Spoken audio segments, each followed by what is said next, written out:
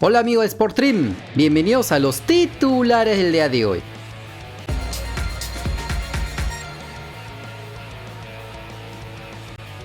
Por el partido de ida de los cuartos de final de la Liga MX, el Cruz Azul de Luis Abraham empató como local a 0 frente al Monterrey. El defensa nacional fue titular por segundo partido consecutivo. Ya les avisamos que convenientemente para él, justo se lesionó Ramiro Funes Mori. El peruano en la cancha cumplió una decente actuación, ya que si bien despejó e interceptó pocos balones, en los duelos individuales ganó el 66% de ellos, sobre todo por arriba, mientras que yendo hacia adelante encontró a sus compañeros en ofensiva con balones en largo. Lastimosamente, en un partido ligeramente dominado por la máquina, pero con pocas llegadas claras en ambos arcos, no pudieron abrir el marcador. Ahora los cementeros deberán ganar en la vuelta este sábado 15 de octubre, ya que los Rayados tienen la ventaja deportiva por su posición en la tabla general de la Liga MX. Veremos entonces si el Cruz Azul puede clasificar a las semifinales del torneo o podríamos estar viendo los últimos días de Luis Abraham en México. Recordemos que se vocea que el club del DF no le comprará el pase al Granada de España. Y hablando de peruanos que podrían no seguir en su actual club, como se los veníamos anticipando desde hace semanas atrás, la actualidad de Raziel García con el Deportes Tolima está en su punto más álgido. Luego de su decepcionante rendimiento con el equipo Pijao en esta campaña, ha hecho que los hinchas pidan su salida a fin de temporada, tras el fracaso de no clasificar a los cuadrangulares finales de Colombia luego de 4 años. En esa línea, el propio presidente del club, César Camargo Serrano, habría dado un ultimátum al volante nacional. Él tiene contrato, le pertenece al club, y pues, solo hay dos opciones en esto. O Raziel rinde, o debemos buscarle otro club para que siga su carrera deportiva. Una de las dos tiene que suceder. Es así que a falta de 4 partidos para que acabe el año del Deportes Tolima, al peruano le restan a lo mucho 360 minutos para convencer a la directiva de no purgarlo del equipo musical en el 2023. Lo más probable es que salga cedido a otro club, aunque sus números en Colombia son flojos, apenas un gol y una asistencia en un año de juego, por lo que dudamos que vaya a otro equipo de la Liga Cafetera, por lo que se cae maduro su regreso a la Liga 1 Betson. Y recordemos que hasta última hora el club que más pujó por él fue Alianza Lima, el equipo que tiene en mente hacer los fichajes que más reflectores jale, más que por el rendimiento que hayan tenido en los últimos tiempos. Ejemplo de esto los tenemos en Jefferson Farfán, Paolo Hurtado, Cristian Benavente, Gino Peruzzi y hasta el mismo Hernán Barcos. Veremos entonces si la dirigencia blanquiazul vuelve a la carga por el volante nacional. Y la Copa Perú del 2022 culminó en su primera fase de la etapa nacional.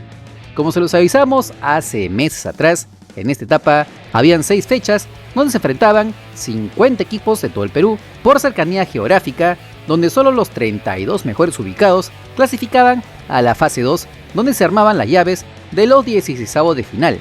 Llama la atención que entre los equipos eliminados se encuentran el animador de otras ediciones, el Cricop San Cristóbal de Moquegua, y el máximo ganador de la competición, el Atlético Torino de Talara. Sin embargo, los conocidos Deportivo Garcilaso, Estudiantil CNI de Quitos, el Coronel Bolognesi de Tacna o el Defensor La Bocana de Piura clasificaron a la siguiente fase, donde las llaves quedaron estipuladas como se ve en pantalla. Como se recuerda, a partir de aquí se jugarán rondas eliminatorias de ida y vuelta hasta jugar los cuartos de final, donde los 4 ganadores de dichas llaves pasarán a la etapa final de la Copa Perú, la tan conocida Finalísima en Lima, donde el mejor de los 4 equipos ascenderá por última vez, según el Team Lozano, a la Liga 1 del 2023, mientras que el subcampeón irá a la Liga 2 del próximo año. La selección peruana de fútbol femenino dio a conocer que disputará 2 duelos amistosos en condición de local frente a su similar de Ecuador en noviembre. Ambos partidos serán en Lima, aún en sede por definir. El primer partido será el 11 de noviembre y 3 días después se volverán a ver las caras. Cabe indicar que estos amistosos se disputarán tras la participación de Alianza Lima en la Copa Libertadores Femenina del 2022, en donde este viernes debutarán ante el Deportivo Lara de Venezuela. Como se recuerda, las blanquiazules aportan con varias futbolistas a la blanquirroja. Lastimosamente, la delantera Adriana Lucar desistió de defender a la bicolor por el mini escándalo con el técnico Dori Babueno. Esperemos entonces que tengan una buena actuación, porque con lo que se vio en la Copa América Femenina de este año en Colombia, dejaron mucho que desear, lo que ha hecho que seamos los penúltimos en Sudamérica según el nuevo ranking FIFA, solo superando a la selección de Bolivia, siendo esta nuestra peor ubicación histórica. Ojalá que poco a poco la Federación Peruana de Fútbol tome en serio al fútbol femenino, porque hasta ahora son los principales responsables de estos fracasos. El equipo que tuvo la mejor campaña internacional este año fue el Melgar de Arequipa, ya que llegó a las semifinales de la Copa Sudamericana, cosa que no pasaba desde el Cienciano del 2003. Por ello, muchos de sus jóvenes futbolistas estarían en la mira de varios clubes del extranjero. En las últimas horas, desde Chile, se vocea el interés de la Universidad de Chile por Alec de Nemostier, aunque esto es solo un rumor de redes sociales. Sin embargo, el que tiene todo encaminado para salir del equipo mistiano es Paolo Reina. El lateral izquierdo, que acaba de cumplir 21 años, es sondeado desde Europa. Ya les contamos del interés de equipos como el Schalke 04 alemán. Sin embargo, bajaron sus bonos luego de la eliminación de Melgar a manos del Independiente del Valle. Es por ello que algunos equipos de la Liga 1 se ilusionan con llevarse al futbolista tacneño. Se decía del interés, cuando no, de Alianza Lima por Paolo Reina y Jean-Pierre Chimbot. Sin embargo, estos rumores fueron desmentidos por el periodista deportivo arequipeño Daniel Rodríguez y el periodista deportivo Gustavo Peralta. Paolo Reina tiene contrato con Melgar hasta el 2024 y Jean-Pierre Archimbot hasta el 2023. No ha llegado ninguna propuesta a la administración rojinegra por parte de Alianza Lima. Paolo Reina, con contrato en Melgar, apunta a jugar en el extranjero. Se ven opciones en la MLS de Estados Unidos, Francia y Brasil. Es así que lo más probable es que el lateral izquierdo rojinegro emigre al próximo año, dejando a Alianza Lima con las ganas de no poder hacerse con uno de los mejores futbolistas del campeonato local. Sin embargo, el tema de Paolo Guerrero sigue sonando fuerte en la victoria.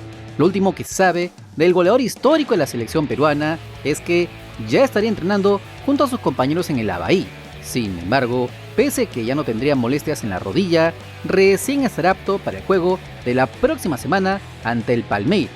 Así lo afirma el periodista deportivo Jean-Pierre Maraví, por lo que de seguro la novela entre el depredador y el club victoriano seguirá hasta el próximo año. No te olvides que si quieres estar enterado de las últimas novedades de nuestro balompié, solo suscríbete al canal, porque somos el canal del fútbol peruano. Si te gustó el video, dale like, comparte, suscríbete con la campanita. Nos vemos en el siguiente video. ¡Chao!